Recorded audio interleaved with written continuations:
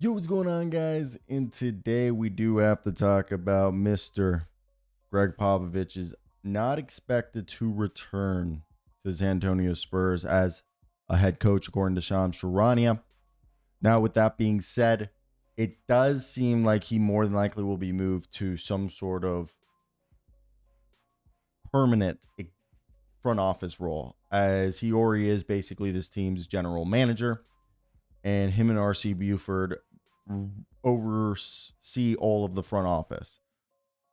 I heard earlier this week from Sam Amek on the Athletic podcast, and then Shams Charania reinforced it with his reporting this weekend, that Mitch Johnson's future was uncertain in San Antonio, and as a result, not to be surprised if he is replaced as the head coach. So today we're going to discuss potential head coach options. First, T's and P's to Gregg Popovich and his family as he recovers from that mild stroke.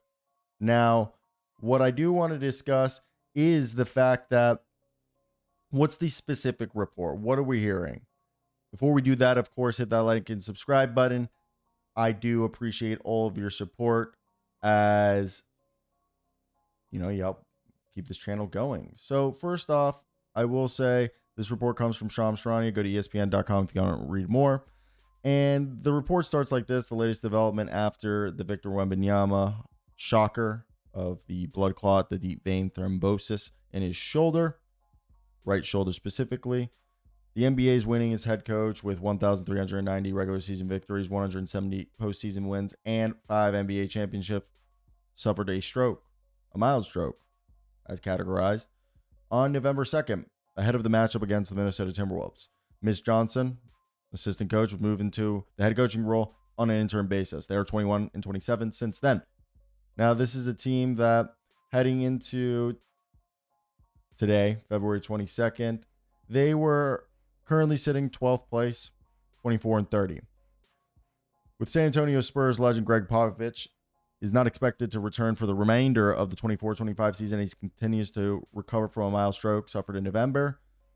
This seems to potentially mark a turning point for the franchise, as the 76-year-old head coach may not return to the sidelines at all.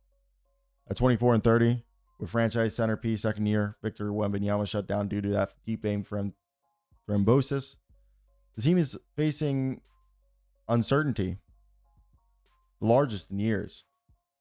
The long-term future of the coaching staff of the Spurs remains in question. If Gregg Popovich does step away, the Spurs must decide whether to promote from within or bring in an outside candidate that does or may not have a connection to this organization to guide their young and talented roster. So, if they do promote from within, I'm going to count guys or women who have connections to the roster. James Borrego and Becky Hammon are the first two that come to mind. Popovich, who also serves as the team president, has maintained an active role in game planning and decision making despite his absence. He's been with communication with the team on a daily basis. If the franchise prioritizes continuity, former assistant coaches James Borrego and current WNBA head coach Becky Hammon are the leading two candidates to take over permanently. Yes, I think those are two names to keep an eye out for.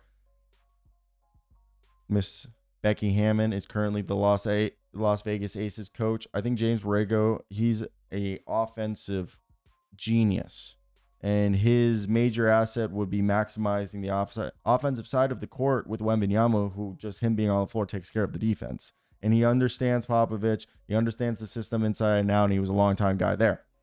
Now, two-time WNBA champion, Becky Hammon, knows the Spurs culture. She was cultivated in it, and she's been a champion since leaving.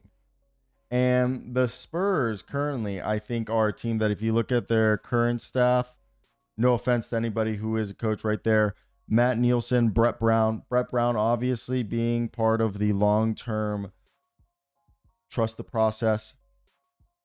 Sixers, I think it was telling that they went with Mitch instead of Brett to begin with. And I don't think Brett is either he doesn't want to coach again as a head coach, or they just want somebody else.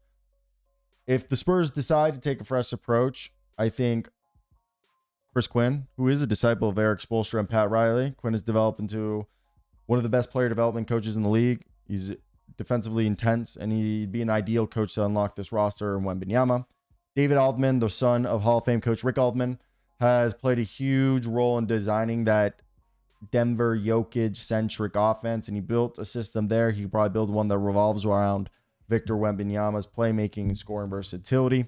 Jarron Collins is a guy who's been a finalist for multiple head coaching jobs in the past. This past offseason, his name did kind of cool down. He's still with the Pelicans, and we thought he was a guy who was going to probably be a candidate for the Pistons job. It ended up going to JB Bickerstaff, but he's a guy who knows defensive structure and ball movement. He's been with the Clippers and Trailblazers and the Suns and Jazz as a player, but was a Warriors assistant, winning 3 championships as a guy on the bench there.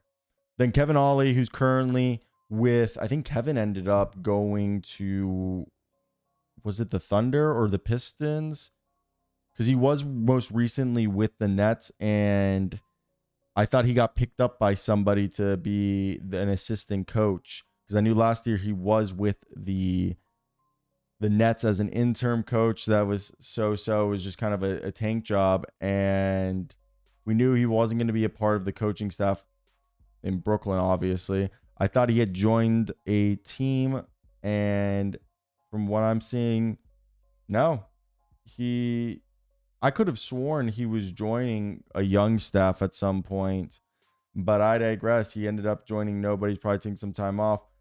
Either way, Kevin Ollie could be a guy.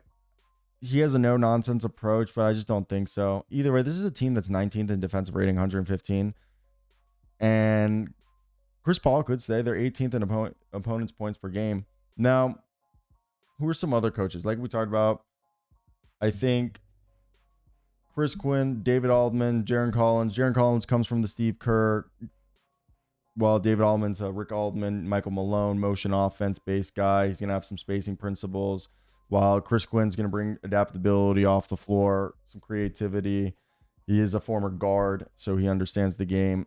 Jarron Collins going to really good defensive coach, probably bring some of that ball movement, swing offense that we've seen in Golden State. Borrego, we know it's a high-paced offensive sets, a structured but a fluid system. He's a good player development. You'll see what he did with the Hornets. He could do it here. I really don't like Kevin Ollie that much. Will Weaver's a data-driven guy, motion offense, comes from the Kenny Atkinson line. He was recently with the Nets, and he's a guy who's young. He's like 40, 41. He was actually with Paris basketball, Sydney Kings, before the Nets, even with the Houston Rockets. So Brett Brown was the guy who hired him with the Sixers, come from San Henke. So that's another guy to keep an eye out for, as he's a young G League, former NBA Australia, going to bring an outside thought process. I think he's someone that I really like. Now, we've talked about Becky Hammon. She knows the system. If they want to go with a really great offensive coach with playoff experience, Terry Stotts, George Karl disciple, real space heavy, player friendly. He's going to maximize his stars and be their good friends. People are always going to bring up Sam Cassell, 15-year NBA veteran, longtime coach right now with the Bucks. I believe did he stay with Boston? I know the Bucks were trying to poach him, and he's still with the Boston. The Bucks ended up not poaching him this offseason. Long time with, first off, Baltimore guy. Love him from Dunbar. He's a Doc Rivers disciple. He stayed in Boston. I knew this offseason there was rumors he was going to they were trying to poach him. I think there's a reason why he hasn't been a coach. Now, the last guy that I would say out of the known guys, David Yoger. He seems like he's going to come back, former Grizzlies Kings coach. Also a Rick Adelman disciple, a guy who's going to bring in tough, defensive-minded, and he would make this team a really good defensive squad.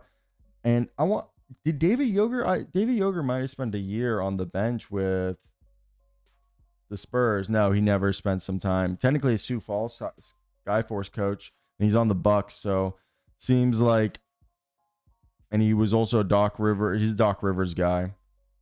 So probably some similar stuff to Doc. Outside the box guys, Sergio Scariolo, who was an assistant for Nick Nurse under the Raptors. He's one of the best European coaches of all time.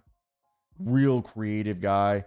He's the Spain national head coach, and I guess he went back to Bologna. I guess he never was with Bologna. He was with Bologna in the 90s, but a different Bologna. And because he's always been with Spain. He was with Baskonia, but he's currently just focusing on the national team. I like him. He's a really good coach. He's like an outside the box guy who would bring in just great horn sets, and I really like that. Now, Udonis Haslem's an assistant coach and front office guy with the Heat. I don't know if they'd ever let him out the building. Iggy's acted like he's wanted to be a coach in the past, so there's that. I really think James Borrego would be your best bet if you're going in-house. I mean, we did talk about Brett Brown, but now, yeah, I want to hear you guys' thoughts. Do you guys agree with me or not? It's interesting.